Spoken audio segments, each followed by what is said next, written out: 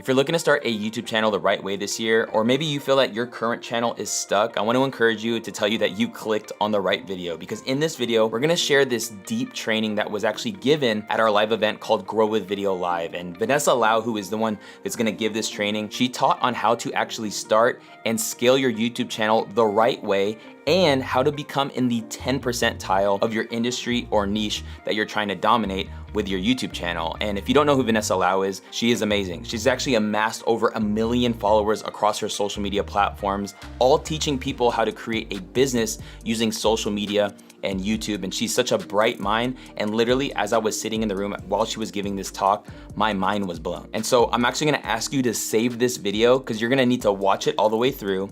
And number two, you're gonna wanna watch this training again next year, and the year after that, and the year after that. But let's jump into the training from Vanessa Lau. We're gonna talk about growing your reach, scaling secrets, and specifically the tactics and the tools that I use to grow my YouTube channel to over 500,000 subscribers and over 28 million views in less than 3 years.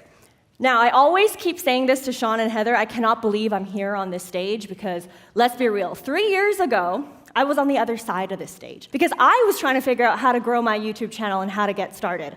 At the time, 3 years ago, I had just quit my job with no backup plan. All I knew is I wanted to create videos online.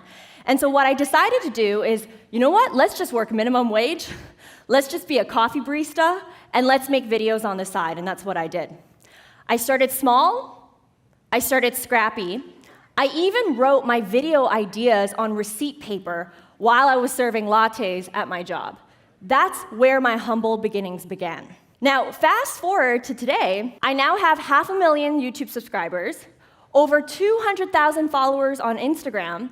I founded a program, the Bossgram Academy, where we help creators launch one-on-one coaching programs and sign paid clients using social media. And now we've done over $6 million in sales with over 6,000 clients internationally. Creating videos online changed my entire life. And I want it to change yours too. But here's the problem. This is our expectation the moment that we post a video. We think it's gonna go viral, we think it's gonna pop off, we spent 7 hours filming and editing and all these things, and this is what ends up happening. But here's the actual reality of what it's like to be a content creator. It's not all sunshine and rainbows, and especially if you decide to do video, it's not an easy job. And here's the truth. It's never been easier to start a channel, and it's also never been harder to grow one. Easier because there's so many people like me, like you, whatever else, that post videos online sharing to people how to actually grow a YouTube channel, how to be successful on social media.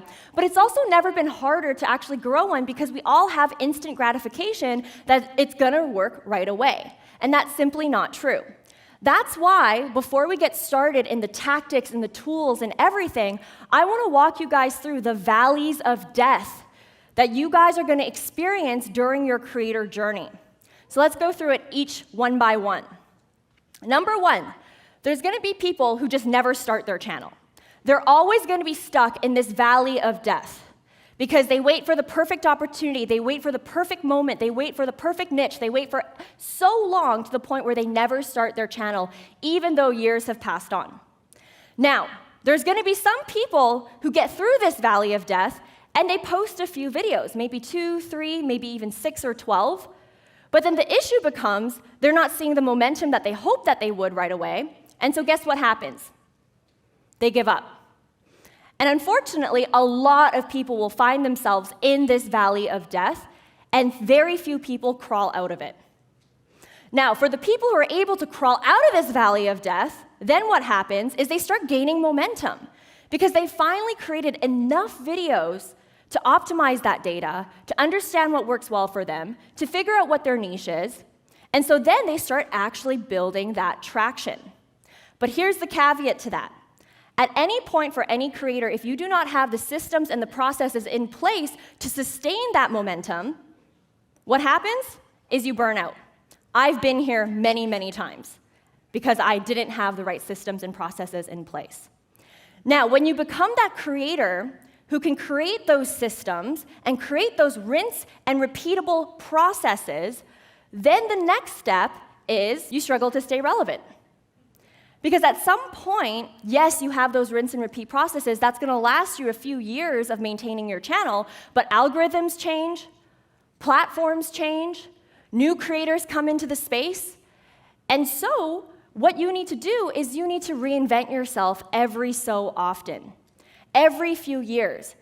And for the creators that are able to last decades, they're the ones that are able to reinvent themselves over and over and over again. Now, how I've broken down this journey is really in 3 phases. There's those of you who want to start your channel, those of you who want to grow your channel, and those of you who want to scale your channel. And so, regardless of where you're at today, I'm going to give you the tactics to break through each phase so that you can make it to the top 10%. How does that sound? So let's focus on phase 1. Those of you who are just starting up your channel, maybe you're not getting the momentum that you're wanting. Here's what you need to focus on if you are in the startup phase. You want to focus on developing the skill of creating videos. And so you're able to collect the data. You don't need a perfect niche yet. You don't need the perfect gear yet. You don't need any of that. Focus on building the skill of creating videos. Now, here's what your weakness point is going to be. This is your Achilles heel. If you're not careful, you're going to fall into that valley of death. You let perfect stop you from getting good. You wait for the perfect moment. You wait for the perfect setup. You wait for the perfect trend. And guess what? You either never post the video or you don't post enough videos because you're holding yourself back from even getting good in the first place. So here's tip number 1 that I have for you.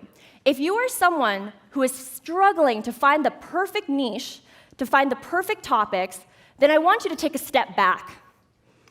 And I want you to focus on your target audience instead of hyper-focusing on that niche. It sounds counterintuitive, but hear me out. There's a misconception out there that says, hey, I need to know my niche before I can post any videos. I need to do tons of market research before I can post anything because it needs to land, it needs to be perfect, it needs to rank. The truth is that your niche will find you after you've collected enough data on what's working and what's not working on your channel, and you as a creator, you know what topics you like to do best. I'll tell you a personal story. It took me 10 years to start up my YouTube channel. I've always wanted to be a YouTuber since high school. Specifically, I wanted to do makeup. I wanted to be a makeup beauty blogger. I waited 10 years to finally post something. And the moment that I posted my very first makeup tutorial, I realized, oh my gosh, I hate doing this. Putting on makeup, taking it off, and then putting it on again, oh my gosh, I hated it. And you know what really sucked? It took me 10 years to figure out that the niche I thought I wanted to do was actually not what I wanted to do at all. And so let that be a lesson to you. Don't aim for perfection, just do it. And so what did I do after that pivot? I pivoted and I thought, you know what, I don't really know my niche yet. I had just quit my corporate job, and so I really want to just post videos for millennials who are 1 to 2 years into their corporate job, trying to find their identity. They're going through identity crisis. And so I think about this person in mind, okay? It's not really niche down yet, it's just a target audience. And what I realized is that this target audience has many different interests. Maybe they're interested in side hustling, career tips, budgeting tips, staying healthy, all those different things. And so what I did was I started to experiment. And one day I was like, you know what? I think that this person might be interested in social media. And so I finally posted a video that seemed out of the blue at the time. It was my first video about Instagram. And that video took off. And today it has 6.2 million views on YouTube. This would not have been possible if I did not give myself the freedom to try different things. Because if you pigeonhole yourself, then you're not going to be able to experiment at all. And later you'll see why this was helpful for me. Now, tip number 2, create videos around search-friendly topics. Every person uses the search engine. Okay? And YouTube is owned by Google. It has the best SEO ever amongst all the different platforms that exist. Now, the reason why someone will use a search engine is for two things. They want to solve a problem, or they want to be entertained. Now, for me at the time, I'm not very funny, so I was like, you know what? I'm just going to solve people's problems, and I'll figure out how to entertain them later. And so that's what I did. And what you have to realize is that that person who's searching for something in the search engine, they have a point A and a point B. They have a pain point that they want to solve, and they have a desired result that they want to achieve. And your content is what's going to bridge that gap. And so when I think about content ideas, this is what I think about. I think about what are the questions, problems, limiting beliefs, or objections that this person might be going through. And then I brain dump a list of problems, issues, and questions. Then, for each question, problem, limiting belief, objection, whatever it is, I'll then map out at least 3 video topic ideas for each one. So for example, if one of the problems that you guys are going through, one of the objections that's preventing you from starting your YouTube channel is, I don't want to start a YouTube channel because I'm afraid of being on camera. Then I'll think about, okay, 3 video ideas. Number 1, how to grow a YouTube channel without showing your face. That might help this person. Video idea number 2, how to get confident being on camera in 30 days or less. That might help that person. Third video idea, why you're afraid of putting yourself out there on social media and 3 ways to overcome it. That might help this person. And so I go down the rabbit hole of different topics that I might want to create content for based on the questions and problems they might be searching for on YouTube or Google. Now, if you need help with this and you're not sure about what people are asking on the internet, here are my favorite free platforms. I go on forums and comment sections. I go into Reddit, and I look at the topics, and I look at what questions people are asking about. I go on Quora. I go on Facebook groups, really niche Facebook groups, and I see what people are asking questions on. And one of my most favorite things is going into my competitors' comment sections and seeing what their subscribers are asking as a follow-up to watching their video. Because that tells me, that's an opportunity for me to tap into that market and to tap into that gap. Because clearly there's a demand, and that creator didn't necessarily cover that yet in their video. So that's something that's really helped me over time. Now, if you need even more help, you can then use external plugins like TubeBuddy or vidIQ to find content ideas and topics that people are searching for. Step 1, if you use something like TubeBuddy, you're going to get access to something called Keyword Explorer. And when you have access to this, you go in and you search in your topic. And when I search in the topic, let's say Instagram, what I'll pay attention to is what my weighted score is. TubeBuddy will tell me if my channel does a video on this topic, how well it's really going to do based on the competition. Now, for my channel specifically, it's telling me, hey, I would actually have a pretty good score, something that I might want to pursue. Then what I do is I go down the rabbit hole further and I look at, okay, what video topics is TubeBuddy recommending me? Because they have so much data on what people are searching for on YouTube and on Google. So then I get content ideas like this, easily, in a few clicks. I then go down the rabbit hole further and I'm like, hey, it's suggesting that of the topic of Instagram, people are also searching about Instagram captions. So let me double click on that. Boom, now my score has went from good to excellent, because I niched down slightly on that topic. So if I were to do a video about Instagram captions, I would have a pretty fair chance of ranking pretty well. And so again, I look at what video topics are available to me. And so that is how I can easily find content ideas that are searchable and that I know people are looking for. Now here's a bonus tip. Let's say you're someone that's like, well, Vanessa, I really want to create videos on topics that are very competitive. So how do I stand out? 2 tips that really helped me get my first 100K subscribers. Number 1, add the year to the title to increase the relevance. Because even if there is a YouTuber out there that has more views, more subscribers than you, the fact that you added how to do this in 2021 or in 2022 or whatever else, people are going to be more inclined to clicking your video because it's more relevant. Number 2, add a differentiation point. Can you actually get someone the result faster without a certain pain point, or can it be niched down to a specific sub-segment? So instead of creating a video about how to meal prep, I'm going to do a video about how to meal prep for busy vegan moms. That might get more clicks than a general video. Second one, let's say you're a gamer, you want to do videos about gaming. Call of Duty Warzone, very, very saturated on YouTube. What I would do is I would say, Call of Duty Warzone, tips and tricks for beginners, a specific subsegment, in 2022, relevant for this year, and to make it even more clear, I'll put it in parentheses, updated. So they know, click my video, it's better than everyone else's, it's relevant. Third one, how to wake up early in the morning. Very, very popular topic, but I'll say without an alarm, to make it even more better and juicier than all the other titles that they might be stumbling upon. This is how you might be able to stand out as a beginner, and this is how I did it when I started. Here's another secret sauce tip that I have. The reason why my video has 6.2 million views is because every year I update the year in the title. I posted this video in 2019, and I will spend the time, thank you, I will spend the time to go back on that video and say 2020, 2021, 22. Guys, I have been milking this video for 4 years already. I've made lots of money on this video, not gonna lie, and that's why I keep updating it. Now, my bonus tip for you is when you start creating videos, do not mention the year in your actual video. Think about it. YouTube is an evergreen machine. If you want your videos to last longer, be more relevant for the future, future-proof it, don't mention the year. And try not to put it in the thumbnail, or else you'll have to be like me, going to Canva every single year and updating it. Now, for those of you who are a little bit more advanced, if you want to make your life easier, you could use something like TubeBuddy. They have a feature called bulk editing. And so what I'll do is I'll actually go into this feature and hit find and replace text, and I'll literally be like, okay, TubeBuddy, tell me all the videos where I said this year in the title and in the description, and then replace it with the new year.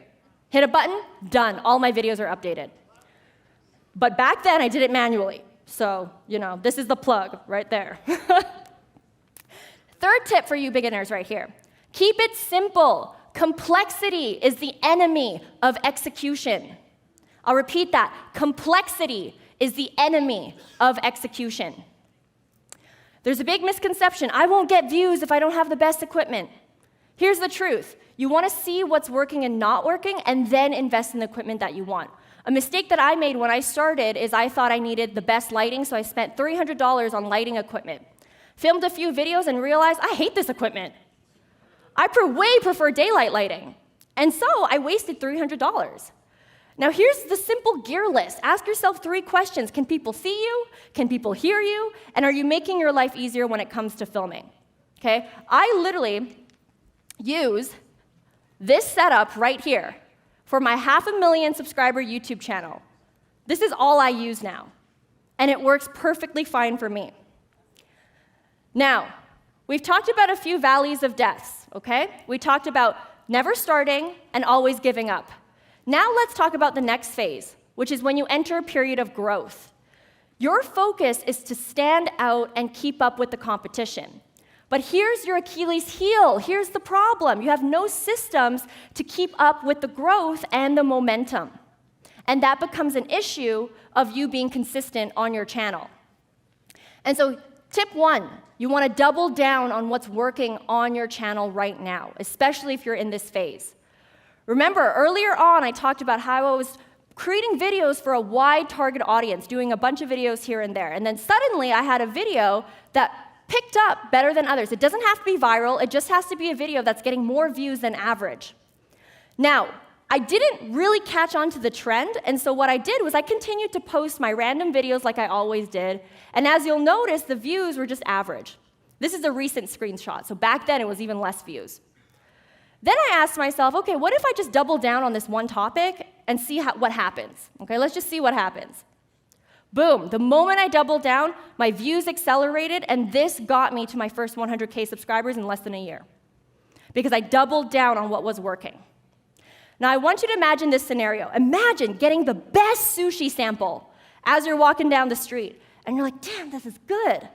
And so then you go into the restaurant expecting more sushi, but you see fries, burgers, steak, burritos, and you're disappointed. So what do? You leave the restaurant. This is how someone might feel after they've watched an amazing video of yours and they go to your channel and they don't see similar content of that nature. That's why you're not getting the subscribers. That's not why you're not getting more views. It doesn't matter if you have a viral video. What matters is what you do with it. It doesn't matter if you have a video that's picking up. It matters what you do with it. And so keep that in mind. Now, tactic number 2, you want to know your analytics at this point and understand how you can optimize your videos better. And so the few metrics that matter the most is really this funnel. And if you go into your Creator Studio, YouTube will literally show this funnel to you. You want to ask yourself, what are your impressions like? How many people saw your video on their feed? They didn't click on it yet, they just saw it in passing. That tells you whether or not search is doing really well for you, or if the algorithm's just in your favor. It'll tell you a lot of things when you dig deep into this data. Then of those people who saw your video in passing, how many of them actually clicked on the video? That is your click-through rate. Average about 3 to 5%. If you can get past 5%, 6%, 7%, 8%, 10%, you really want to double down on that style of thumbnail because it's clearly working for you. Then of those people who clicked the video, people can click the video and they can click out, how many people actually viewed your video? That's where the views come from.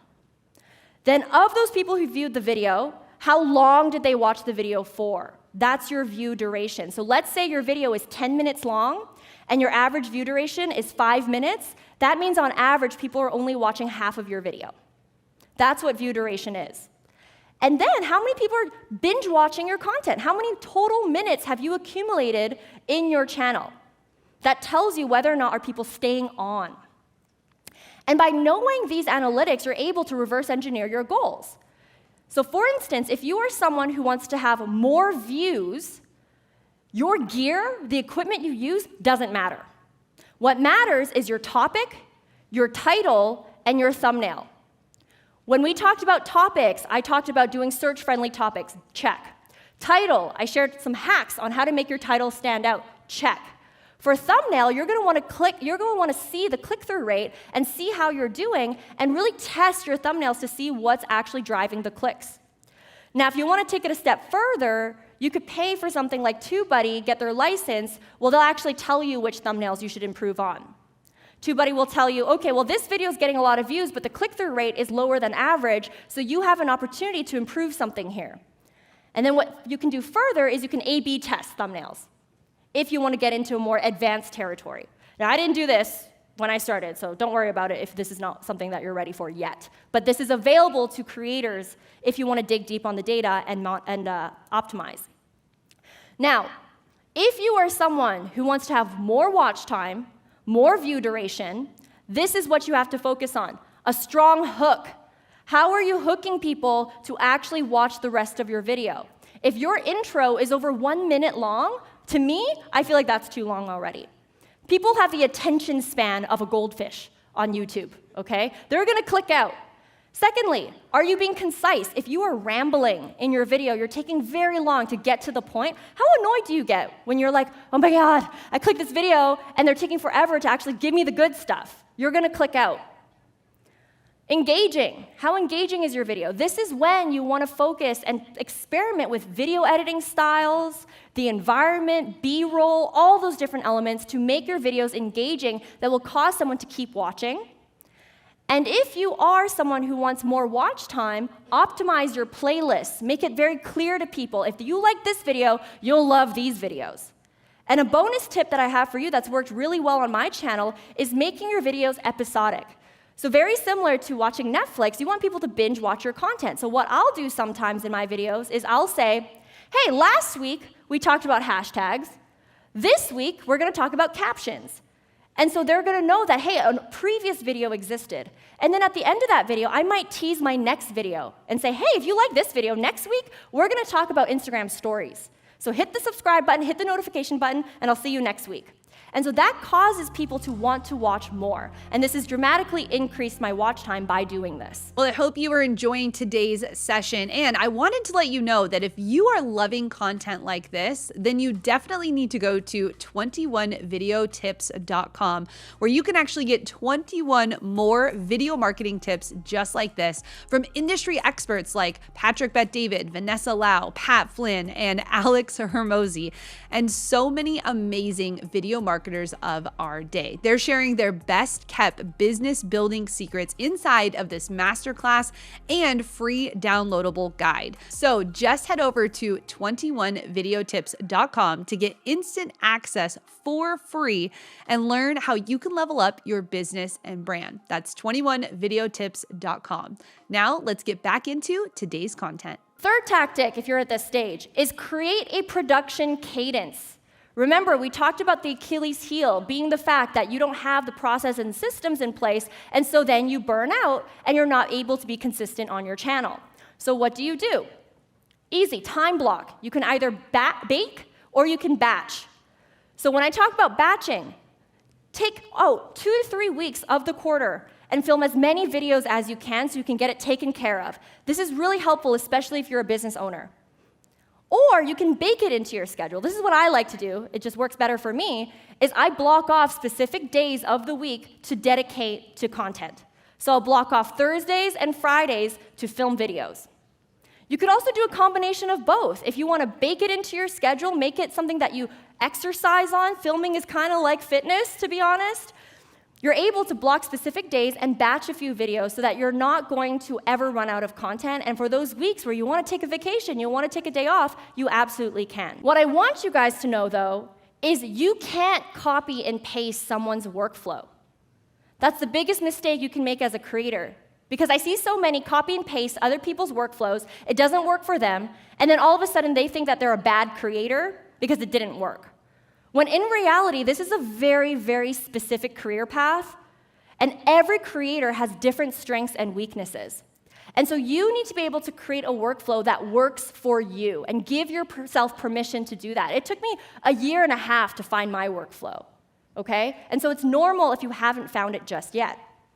What I will do today, though, is I'm going to give you examples of workflows that work for me, and you can take the best bits of it to implement it into your cadence.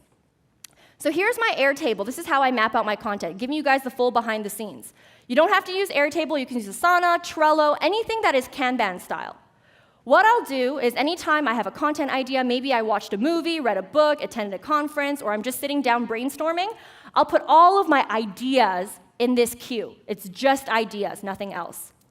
And then on a separate day, when I want to get serious about actually scripting, I'll look at this queue and I'll see which ones are really, really interesting to me, which ones actually have legs, what do I actually want to film?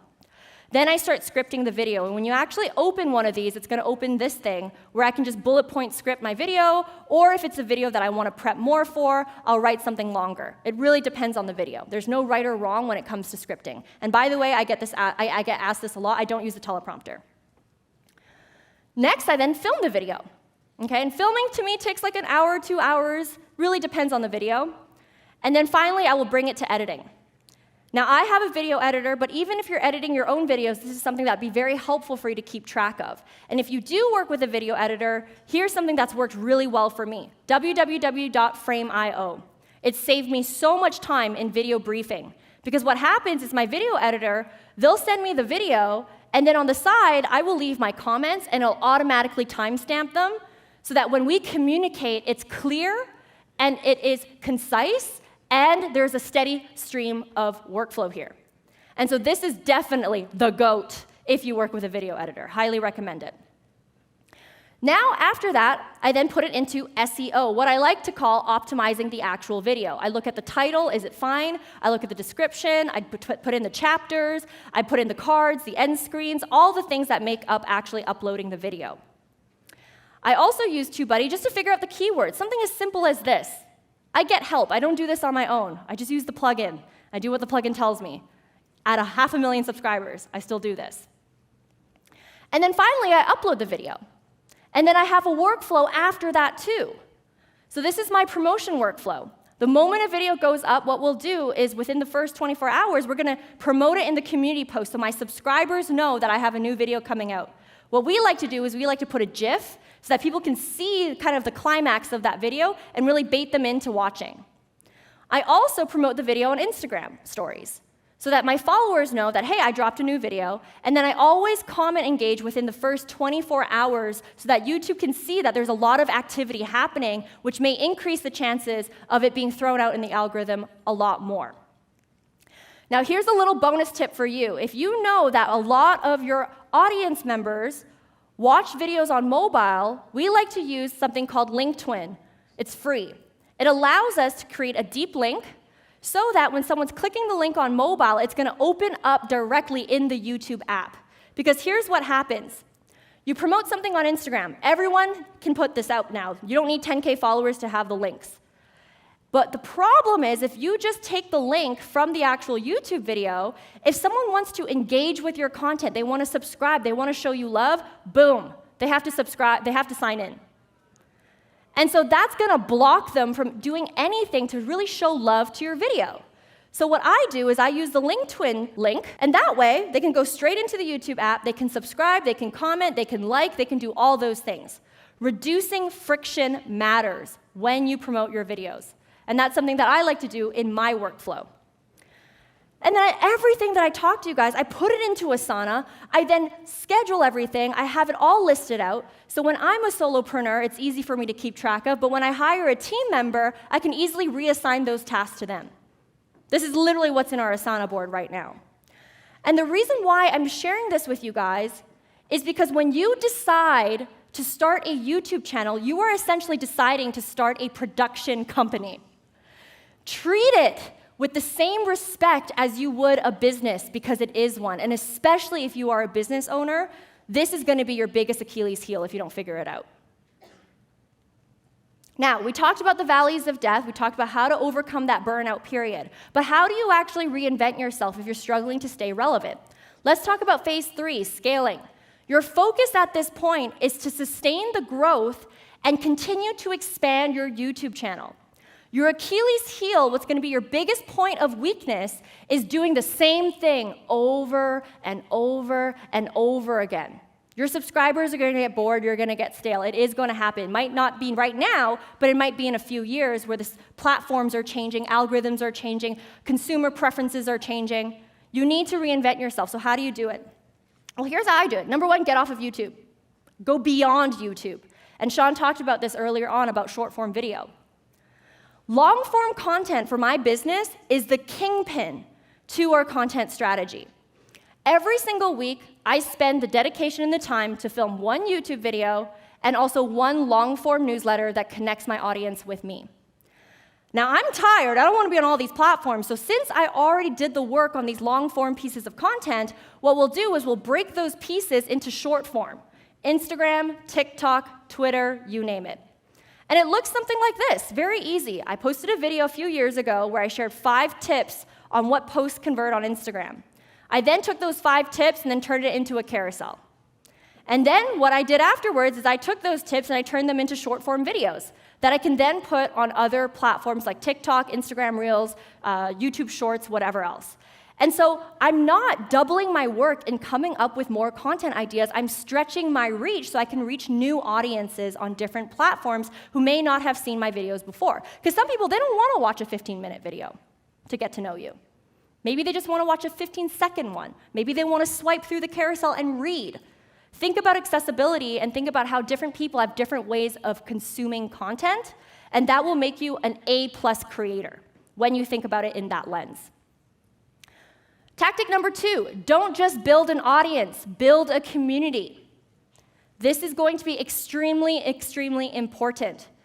Because one thing I want you guys to think about is if the dollar were to collapse, dollar doesn't mean anything, we head into a new currency. Or if all platforms were to go bust, YouTube disappears, Instagram disappears, everything, we head into Web 3, there's different platforms that exist, the only thing that you are going to have to rebuild yourself is your relationships. And there is a vast difference between having 500,000 subscribers and 500,000 community diehard fans of yours that will go wherever you go. Let's say you decide one day, I don't want to be a YouTuber anymore. I want to launch an e-commerce product. I want to do something else. I want to do software. I want to do whatever. I want to write a book. You want to make sure you have strong enough relationships for people to want to buy those things, to want to follow you wherever you go. And so here are some things that we do really simply to really boost that relationship with our audience. Subscriber shout-outs. This is something you can do today. We notice there's so many people that show love to our videos. How can we give back? How can we make them feel seen, appreciated, loved, and heard? We post their comments in the back of our videos so that they know that we see them. We do content polls. We engage people. We interact with people. We want people to be involved in the creation of our content now. We also started a weekly newsletter series called the CEO Newsletter. A lot of people, my subscribers, love to see my videos, but they want to see the behind the scenes of those videos. They want to know what really goes on behind that lens. They want to know what's going on with my business, with my life. And so we started to create this newsletter series, and on a weekly basis, we have upwards to 30% open rates because they love this content. It gives them access to me.